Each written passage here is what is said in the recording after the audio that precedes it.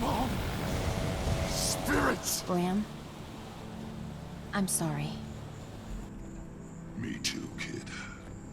At least she took Fowlin with her. And Fowlin died screaming like the coward she was. I need time.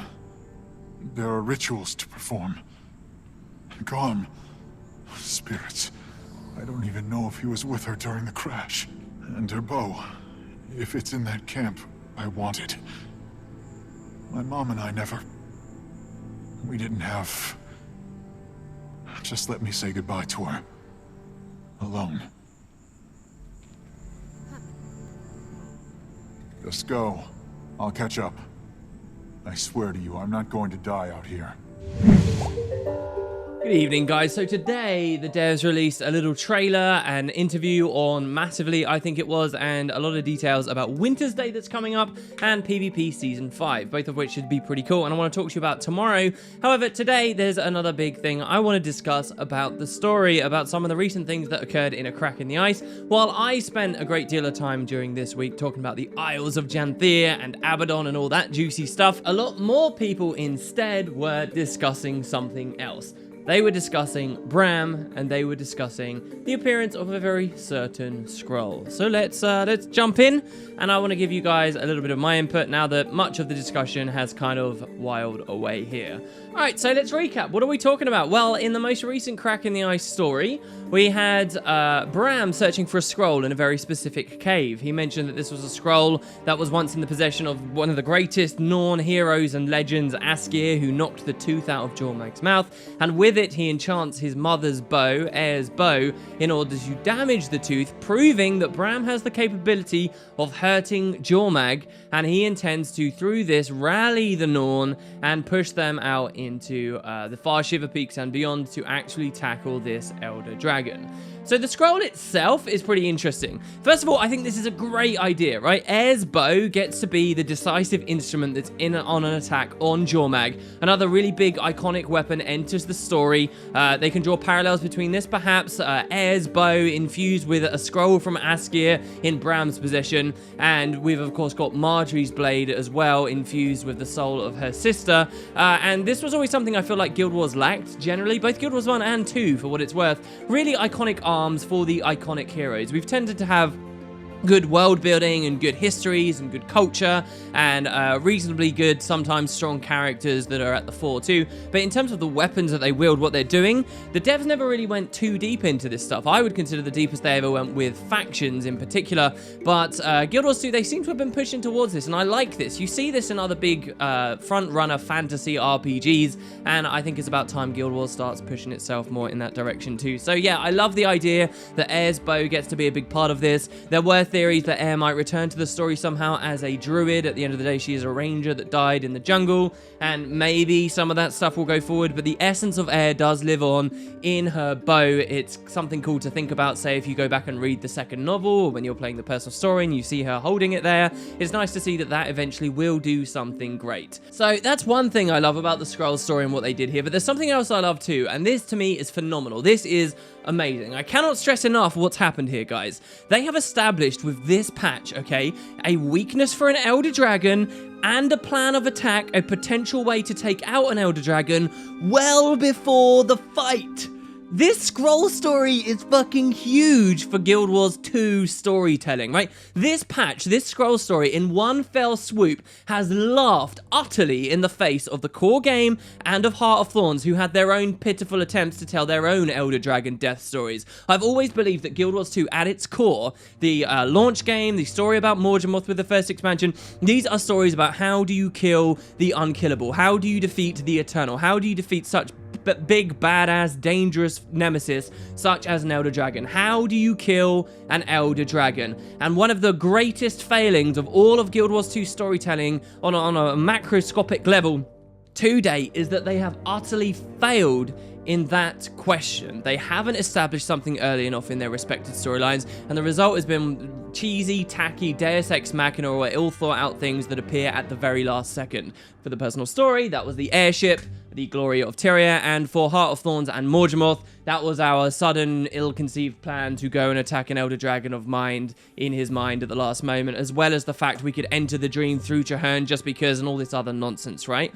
This patch has already avoided that, okay? How do you kill an Elder Dragon? How do we kill Jormag? Well, we have a scroll that has an established capacity to damage the Elder Dragon. We have enchanted one of our weapons with it, and we're going to bring the strength of this mighty people, the Norn, with us. I remember a message shortly after Heart of Thorns came out, maybe 6 months or so, on Reddit from one of the developers over at ArenaNet, fast becoming one of my favorite devs, Matthew Medina, who has time and time again dropped very honest, very interesting posts about the game's development, from constructing and detailing information about the language's interior, to a Karka bestiary entry, to a much more recent work-in-progress development original early map of the Prophecies campaign, and so on.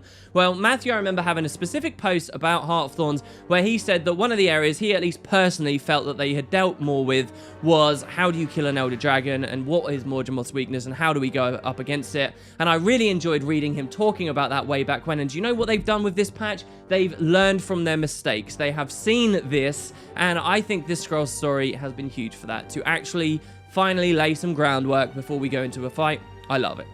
So there are, however, some people who have still cried foul on this scroll topic. Now, the big problem, obviously, with the personal story and with Heart of Thorns is that these things felt like Deus Ex Machinas. They were convenient solutions, hurried in without precedent, and were cop-outs, right? They were just, oh shit, what do we do? We've left it too late. Let's quickly construct this thing. And honestly, this is something that happens a lot with Guild Wars 2, not just the final Elder Dragon fights. You also have stuff like Chahern's ritual to cleanse ore suddenly popping up, apparently because of the Priory at the last moment, and whatever else you care to dissect and look into.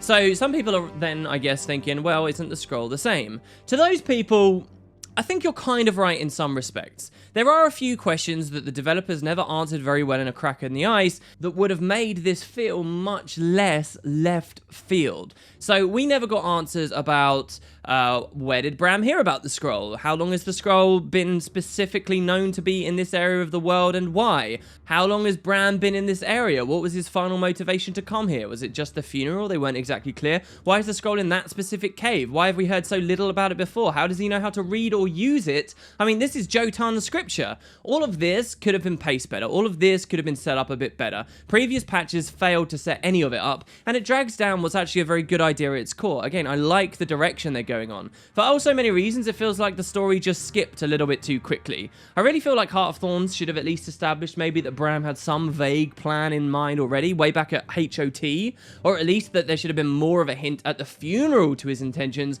other than just, oh, he's wandering around and the Svanir are getting stronger, which is basically what we had. And surely by the time they were implementing episode 1 of season 3, they knew that they were going to be going here, right? So I really think that could have been better. All that said, though, there are some people who are saying this is a Deus Ex Machina because there was nothing on this ever before this patch.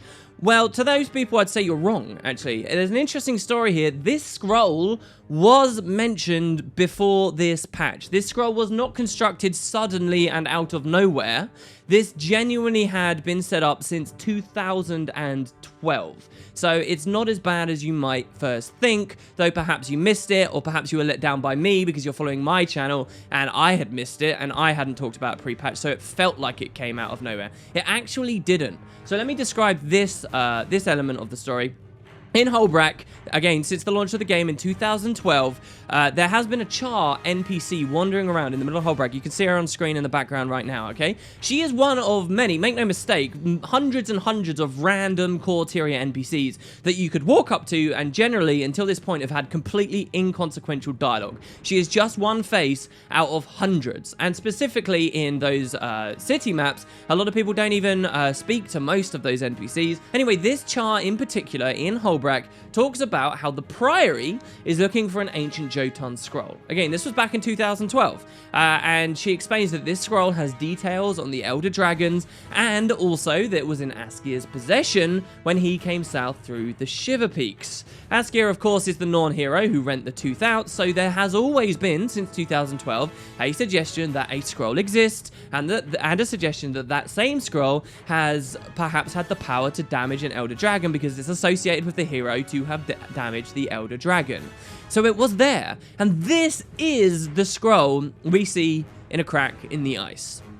So I do want to dive into this a little bit. That might sound really good from one perspective. It's like, yes, awesome, well done. They did a brilliant thing. And I do think that's great. I think it's great that they pulled from established lore. And even though some of us might have missed it, obviously this is the kind of thing we want to see them doing, right? This was not a completely empty and new development. If you've been saying that on the forums or whatever since then, I think you're wrong too. They made the effort to blend current story that they're releasing of today with things that were earlier established. Recently, in the Living World and with Heart of Thorns, that's been happening a lot, but with Guild Wars 1. So, right, the Massart, for example, have come back into the story. That's them blending contemporary stories with the old ones. It's bringing them back. The White Mantle are back. The Fire Island Chains come back. And whenever the stuff like this happened, like the Dermot Priory Special Archives that had countless references to Guild Wars 1 stuff and made it relevant again, whenever that's happened, I've given the devs a lot of praise for it.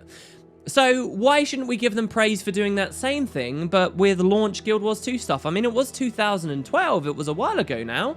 They haven't done it so much, and so if they finally do, I like to see that. These characters shouldn't be forgotten. What's the point in speculating about the Al-Seen, this mysterious dude in the Black Citadel, or the Asura who supposedly vanished as is described by a grave in the Brisbane Wildlands, or Commander Samuelson at Ebonhawk, or anything else, okay, in the random Corteria world, if it feels like all that stuff is being forgotten? Considering the vast number of Corteria NPCs, we really have far too few examples so far of something big resulting from what they say, and I'm overjoyed that that actually did finally happen in A Crack in the Ice, even if I missed it. Before this patch came out, I personally would have put the odds of this Char NPC actually being relevant to any future story as very low, okay? That's not true anymore. Suddenly, I'm much more tempted to comb through Corteria with a fine toothbrush and see what I can find. Suddenly, all those guys I just mentioned a second ago, I feel like might be worth something. So that's one side of it for me. Yet, in some ways, I'm still a little bit disappointed. And it's probably because of two things, okay? First is sort of what I was alluding to earlier. It's the lack of more logistical details about what actually set Braham on his path and why that ended up being the cave that I mentioned earlier. Do you know what I think would have been amazing? If instead of at the funeral, we had a generic comment about Braham and the Svanir, we'd instead heard at the funeral, just a few months ago, that Braham was last seen speaking with a Char in Holbrack.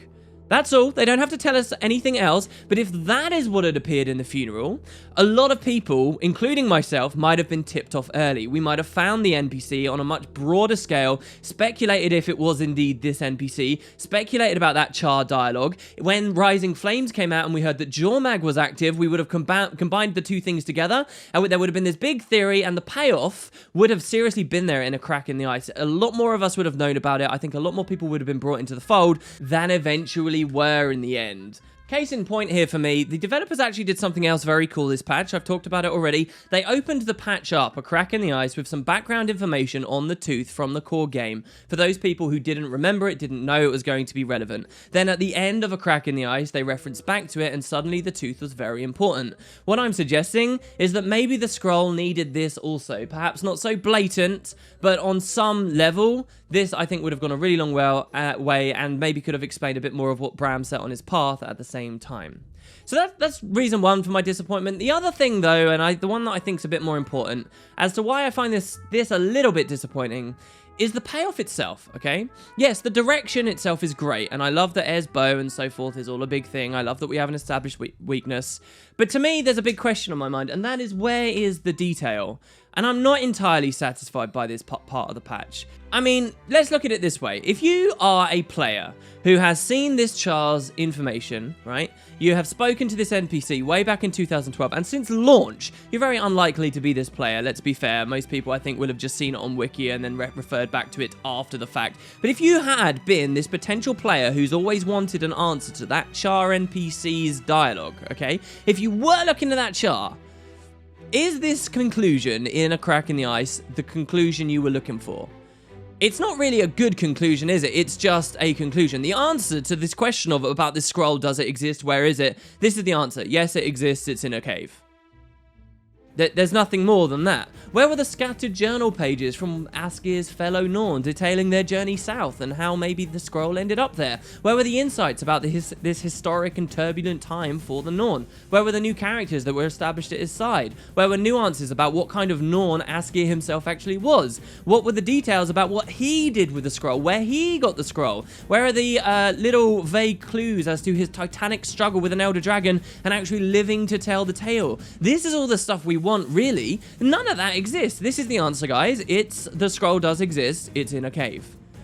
I know this stuff can come later too, by the way. I know we can get more information about Askir in the future, but I feel like the time is already now. The table is set. They already can be and should be giving us this extra information, because the longer they miss opportunities where they're ripe for the picking, the less time they have to actually finally give us what we want, and they have to cram it into a small space and it becomes unsatisfying. I can't help but remember that Season 2 was very good at doing stuff like this. Season 2 did the Zephyrite journals scattered around Drytop that gave us a story that previously was only available as a lore blog post. I remember the cave at the end of Season 2, right before Heart of Thorns was announced, where you could walk in and you'd find at least a few interactable things about someone who'd been setting up camp there earlier. These things aren't actually that hard to do in the game engine, and none of it made it into a crack in the ice. It would have meant so much more to me if through this cave we got a little bit more context about why Braham was there, about how Braham was there, why the scroll was there, and a little bit of the history of that place. That was all I really wanted. The Char NPC, for example, and this is really the cherry on top, the Char that gave us this information that we could have speculated about in Holbrook doesn't even take part in the patch. She doesn't even have a dialogue updated. It's still just a bit of conjecture on some level that we are associating the two things together. I mean, they didn't even go that low, so I feel like, yeah, the actual detail that came with it was a little amiss. Maybe that's where my disappointment mainly comes from. There's also a part of this that's, to me, it's like there's so many throwaway lines, just like this Char NPC from the core game, that they could have used, that even though they're drawing from old lore, it still feels like a fairly arbitrary plot development. Like, clearly they picked the scroll, alright? But why pick this scroll from established lore and not something else that was touched on and ignored, like, say, the Tome of the Rubicon or the Sanguinary Blade, both of which were potential storylines to pick back up and had voice-acted presence in the personal story? What about the spear made from Kraukatoric's spine from the novel, or Sohothin, Magda, or even Hel Khalidbolg? All of these things could have served the same purpose, but they went with the scroll and they didn't give us the detail on it. So, yeah, I'm a bit 50-50. If you are in the camp that you didn't like the scroll story, I kind of can't blame you for that. I don't blame you for feeling like it came out of nowhere, even though there was a little bit of lore precedence for it in the future. So, yeah, there you go. That's my rant about the scroll. Maybe not the main thing that people were that interested in, but I find it quite cool to look behind the scenes and see how that ended up being developed. I'll see what you guys have to say, and hopefully I'll push myself a bit harder to catch maybe some of these things. Who knows? Maybe I'm just salty that I missed it. I'm totally open to that. All right, moving on. Let's talk about Braham. Okay. You know what, Commander? I'm glad you didn't join Destiny's Edge. My mother wouldn't want you in there. I'm headed back to Holbrook. Garm, to me. At long last, let's talk about Braham. This is the main thing everyone was going on about. So, at the end of the story, we're in a situation where Braham is furious at us for rejecting Destiny's Edge to make our own guild. He ignores our commands, he throws blame our way that we totally don't deserve, and he's being, in general, a total twit. We're essentially now, not just this scroll story and the Norn being rallied and all the cool stuff with the Elder Dragons, we're also essentially now in a teenage angst and depression story about Braham's loss and how he deals with it, right? So the question here on all of our minds, after Braham has been a complete douchebag to us in this mission, after his character has shifted so heavily, this is the question: do we like this? Well, that's a pickle. There's actually a lot of stuff going on here, with several people saying that it was very good writing in A Crack in the Ice, several people saying it's bad writing with Braham's sudden character shift. So, my opinion on it takes a few layers to unfold. So let's do it. First things first, all right, and I really think you have to establish it very quickly, and I'm very happy that some people have been intelligent enough to notice this, okay? You totally can be meant, guys, as a follower of Guild Wars 2's story right now, you can be meant. The writers can intend for you to dislike the character. They might want you to not be happy with Braham. The writers can be deliberately causing friction and intentionally making a character annoying or irrational or an obstacle. It creates drama. It creates discussion. It creates lows as well as highs. These are all useful and smart things to have. And I do think that that's exactly what the writers are doing. They know it's frustrating to deal with this crap, and they want you to shout at your screens. So from this perspective, and you have to be clear with this straight away, this is good writing, guys. Without Braham and the player character arguing, you don't get the hilarious and well-delivered awkward So... a few moments later. You don't get Garm's whimper as Garm himself recognizes Braham's being a douche and doesn't particularly want to go with him, right? This is powerful stuff. If you say that this is bad storytelling just because Braham is infuriating you, I think you should reconsider your stance. If he got under your skin, he was written well. This setup can lead to all sorts of juicy things, namely one of two. A big moment of redemption for Braham, or a big moment of failure for Braham. Either of those, depending on which one the devs go for, I think will make a satisfying story arc. A story arc is filled with highs and lows, and at the end of the day, right now, I think they want you to dislike him. So that I think is pretty clear. I think the bigger problem, though, and there is a problem here for me, and this is where I find myself being led away, maybe that this is perfect writing, is not with Braham. I think Braham himself, we can question his motivations, we'll get into that in a second, but actually it's not the way Braham acts in this story that infuriates me so much at the writers, it's the way that the player character acts instead. Oh, I forgot your calculated plans always work out perfectly. Like when you posed as a Spawnier to get some potion. Okay. Can we back up? See, if the idea is that we as the players really are supposed to be annoyed at Braham, if it's okay to be annoyed with Braham, I really think our player character should get annoyed at Braham. If the player character doesn't, and we're supposed to be embodying the player character, if the player character isn't written well enough, if they don't do this, our anger as human beings playing a video game at this character isn't validated anywhere. I really think this scene in the cave would have gone perfectly had the devs written us to be a lot more aggressive in our response to this shade he's throwing at us. Have Braham stand his ground, have Braham be annoyed at us, have Braham rebuff any of our critiques, thus showing the depths of his resolve, but at least let us get in his face a bit more. If they'd done that, we all would have won. As it stands, the way that A Crack in the Ice is written is Braham gets really annoying and we're like shouting at him as we play and we're mad at it, but our player character is a little bit annoyed, but mostly is trying to be overly diplomatic, is trying to be too nice, is trying to spare his feelings too much,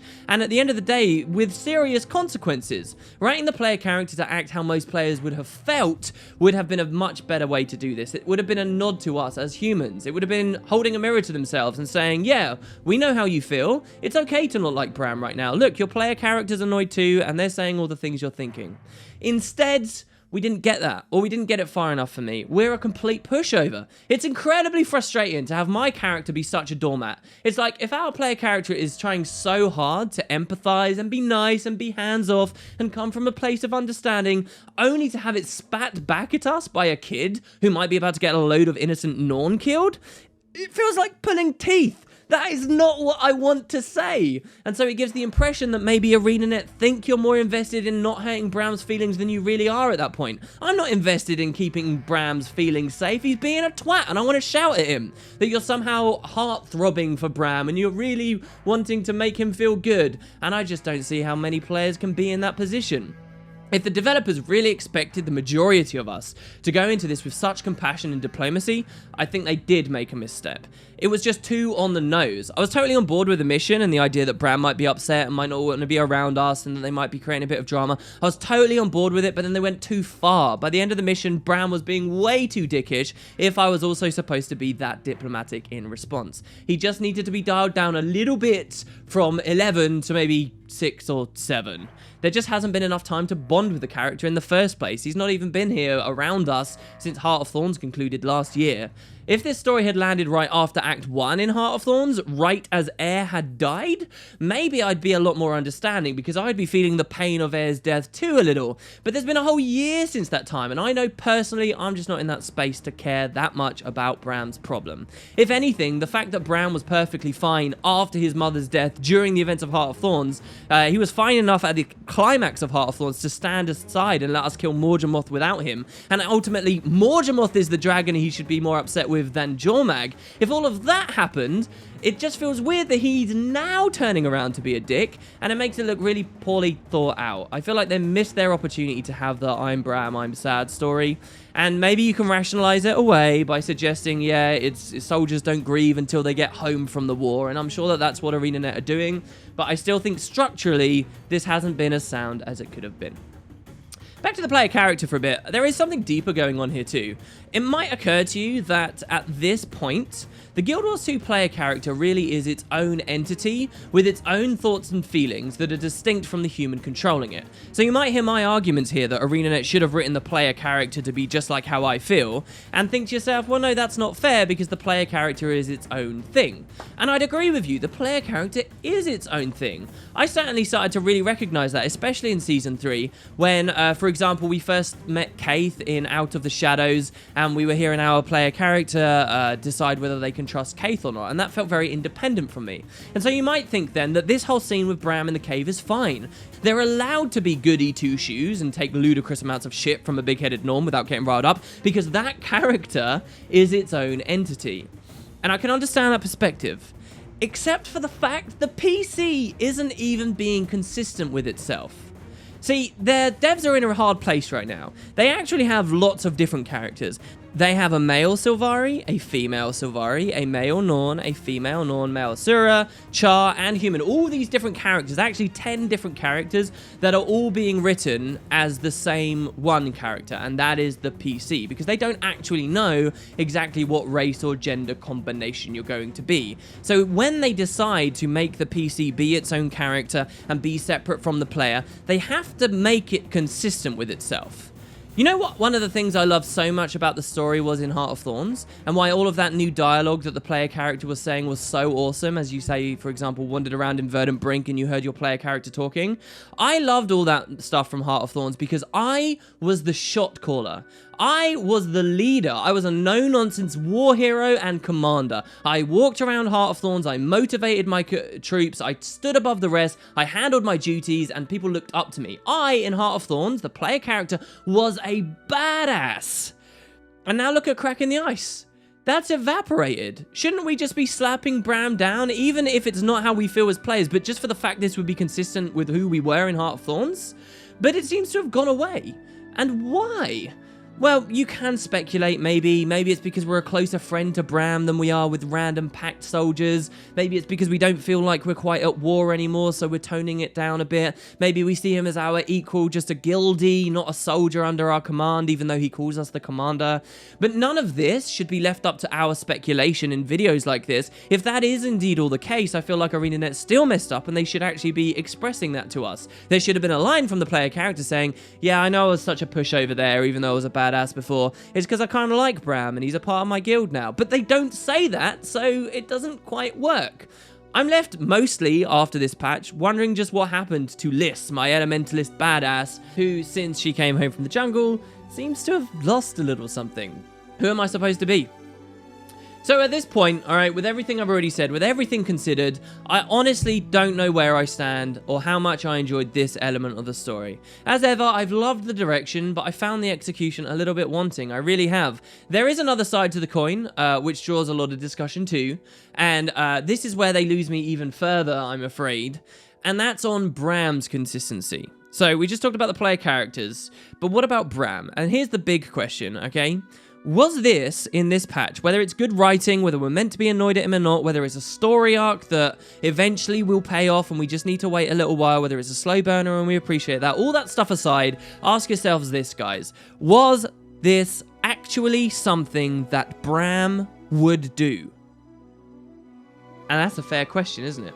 On the Ask Me Anything just the other day, after the patch came up, this specific topic reared its head, to which the writers explained that this was a big character shift for Braham, but that personally, in real life, they had seen people do very messed up and very unpredictable things in the face of grief. That families or friend units could easily fall apart when you didn't expect them to, just because of a single death, and sometimes you don't get the reaction that you might expect. And that's the way that they wrote this patch. You can see it. The player character even says, oh, this isn't the reaction I was expecting. That seems to be what the writers are doing to justify why Braham is being so weird here. They're saying, yes, Braham is being uncharacteristic, we know, but that's grief for you.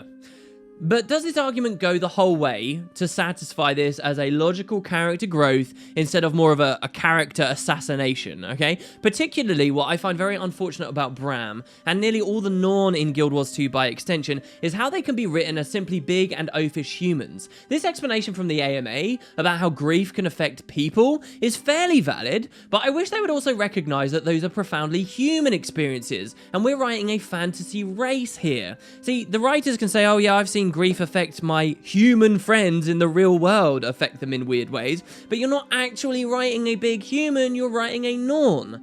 And so this gets me into it, right? To me, as a follower of the franchise, since the day the Norn were first introduced in Guild Wars 1 in Eye of the North, my impression of the Norn, okay, has always been that these people had a more healthy grasp on the death than perhaps you or I, that they were better with it, okay? Because the Norn live on in legend. It's not about whether you're alive right now or dead right now. It's not about the day you die, but it's about making your mark. For as long as people are singing your praises, your stories, telling your legends, you live. That is a life well lived, to have lived fully. This ethos, this mantra is so prevalent that you rarely find old-aged Norn, because the moment of dying isn't that important to them and they can tend to be a little bit more cavalier about it.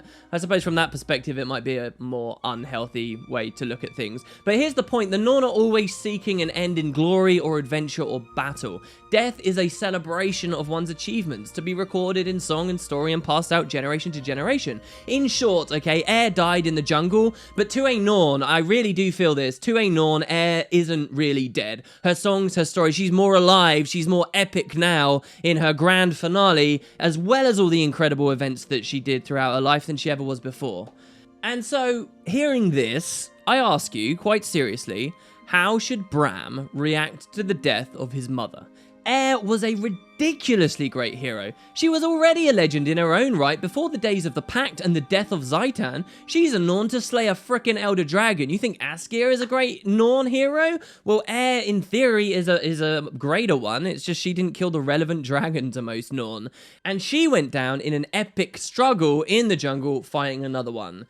Let's just assume that maybe the Norn themselves don't know the specific circumstances of her death to a vine tooth. So, the point is, on Braham, where's he more likely to be? At his mother's funeral and sharing her stories, making sure they go on, spreading it as much as possible, seeing her death differently to us, and maybe even taking pride in it, as his culture dictates? Or is he likely to be overly emotional and distressed as though she's gone, letting her memory die by having everyone else at a funeral instead of himself, like a human? The answer seems obvious to me. I know they said that he set up the funeral before leaving for the Shiver Peaks, but I don't feel like this is a Norn here. They're writing a big human. And it's not just a Norn, by the way. This is Braham. He wasn't that grief-stricken, or he didn't forget his culture when his father died. He wasn't that stricken when he lost his girlfriend, but his second parent is so different. Well, I have heard people make that argument that losing your second parent is somehow fundamentally different, but again, it's not a game and you're splitting hairs here. You could speculate again that this is a cultural thing too. Some people have turned this on their head. They've said maybe Braham feels like it's because his mother killed an Elder Dragon that he's so upset because he has to live up to that. Maybe he's being competitive. Maybe it's because he wants his own legend as being a Norn would dictate. But this all flies in the face of the actual dialogue we're given, which is all about him being moody and seeking vengeance on a dragon that didn't even specifically do him wrong right now, no less, or to prevent the suffering of others, as is kind of in keeping as him as a guardian. Again, I don't feel like we should be speculating about this. If the story is, yes, this is a Norn, and it's Braham's culture that has influenced this, it's because he's being competitive, it's because his mum killed an Elder Dragon and he wants to do the same, there should be justification for it clearly there in the game, not something we're left to ponder and pick up ourselves as the community. There's also, by the way, the matter of Destiny's Edge. The suggestion in the patch is that Braham wants to keep Destiny's Edge alive, and he doesn't like our new guild. Now, for the record, I absolutely love that the matter of Destiny's Edge versus Dragon's Watch has become such a well-crafted and focused plot point. What could have felt like quite a tacky voice acting cast replacement back in Season 1 has nowadays been handled really well. Both guilds are relevant, and there's like a bit of competition between them, and I think that I've really been enjoying that. But Braham specifically with this, alright, some people will suggest that this decision to keep the guild, okay, is because of his culture as a Norn, and that the devs are writing him as a Norn, and it's because of his culture that he wants to stay with his guild. He wants Heir's legend to stay alive. And I do see this, but I then also take the opposite stance. Why would Braham take such offense to letting his mother's guild lie when he knows that they've already got these great and incredible legends that will live on forever anyway? It's not like the guild itself continuing is suddenly the death of Heir. It's there, it's written in song and story, it will be forever remembered, and his part is not necessarily to keep the guild going, but to have his mother's deeds remembered instead. A lot of this will be your own personal interpretation, I suppose, but to me, it's just not a strong argument. Don't forget either, again, Braham isn't just a Norn, okay? This is where it gets even worse for me. His spirit of the wild is wolf, okay? And herein lies an even more interesting discussion. There was actually a really awesome moment in this patch. Something up ahead, boy? Sounds like other wolves. Where Braham exclaimed, "It sounds like other wolves." Where it seems like ArenaNet might have remembered that Braham is a part of Wolf, right? And that that's a facet of his character. Or at least I'm hoping that they remembered that, and that this wasn't just a blunt reference to the fact that he had Garm by his side, and that's all. I don't know, you guys will have to decide on that. I'm going to go with the cooler version. But so the Norn who follow the teachings of Wolf, guys, they're all about community. They're all about loyalty. They're all about strength in numbers. What does that mean? Braham should be about community, loyalty, and strength in numbers. The first wolf shaman you meet in the game explains that those who follow Wolf never abandon a friend in need. If this is true, why the hell is Braham abandoning us to strike it out alone? He's being the exact opposite of Wolf right now and abandoning those who are close to him. Again, maybe this is a matter of interpretation. Some people might suggest that Wolf is all about family, and of course he's doing this for his mother, so this is his culture, they might cry. But I still question that. Again, there's no dialogue to support that the fact he's a part of Wolf, and Wolf is supposed to be all about his family, and he needs to do right by his mother, blah, blah, blah, is on his mind. There was no suggestion of that when his father died and so forth. And let's think about it this way. He was estranged from his mother. He knew Rox longer than he knew Heir. So why is Heir the one who gets the favor and not perhaps Rox, who might stand in his way? And that's not to mention Tiny, who he also had a bit of a cool story arc where they bonded together for a while. Is blood really that much thicker than water just because he's Wolf? I don't know. And so that's the last problem on my list, really. It really comes to the actual relationship we're dealing with here. This is Braham and Heir, okay? Two people who hardly knew each other at all, and Braham spent most of his life not even being around her. Again, you can fall on one of two sides. Either you can go the obvious route, that it's crazy Braham is upset about losing his mother when he barely knew her, or you can give the benefit of the doubt, suggesting that it's exactly because they were estranged for so long that he feels the sting of her loss. I think the benefit of the doubt is probably what the devs are going to be going for. Remember that this is still a story in progress, and they definitely have set up this whole estranged relationship just before it was beginning to rekindle, before being tragically snatched away thing. I think the best case scenario is going to be, going forward, that in a few patches, Braham breaks down. He comes to us and he tells us what he's been thinking. And at that point, the developers actually establish some of this stuff we've been discussing today. Possibly this is also after Braham has made a huge mistake and cost many Norn their lives. Okay, at this point, he can then explain that it's because he felt so distant from his mother, that he's now lost both of his parents, that this is a profound thing for him, that it didn't hit him until after he came home from the jungle, that he's ashamed that he's now lost his way as a Norn, and he's lost his way as a member of Wolf, and that he's sorry. And if the devs did all of that by the end of the arc, I think we'd be good. Because maybe that's the point, right? These are all things that Braham should be doing as a Norn. This is what his culture dictates. This is what he as a part of Wolf dictates. This is what his history dictates. And he's done none of it. Maybe it's still not bad writing, but they have to establish it in game that they see these weird character shifts and they get addressed. If they do that, I think this is all okay. If they can make these decisions seem logical beyond just, boo-hoo, mum who was almost a complete stranger to me died and I'm a teenager, I'll be happy. I do think they have space to do it. And maybe this is just feeling weird for us right now because it's a consequence of the fact we get, you know, just a small bit of story each patch. And those of us in the future who get to play all of Season 3 in sequence won't spend so long analysing this fairly small, I guess, perhaps, story beat. So there you go. That's basically all I have to say on those two topics, guys. A whole lot of discussion, I suppose. Hopefully it wasn't too boring to you, and I'd love to hear if you guys think that I'm wrong in what I'm saying, or maybe some of your own perspectives. I've heard a lot of people talking about a lot of great stuff. Another thing is most people seem to just be so sure that the Norn and Braham are going to fail, but then that seems to discredit the Norn as a race to some extent. I mean, these are powerful warriors. Who's to say they're just going to go in there and kill themselves? Maybe they will actually do some damage. I personally like the idea that Braham only rallies a few, and then he goes and they fail, and then that way it doesn't discredit the Norn too. There are a great many different things, and maybe you'll see me pick some of this up again in some of the future lore videos we'll do, where there is still plenty more to talk about, including the Kodan's view on the ancient histories of the world. So keep an eye out for that, guys. I'll see you tomorrow, probably for some more newsy type things about PvP and so forth. And remember, just because you hate Braham in this patch, it definitely doesn't mean on its own that it's bad writing. Hopefully. I'll see you guys next time.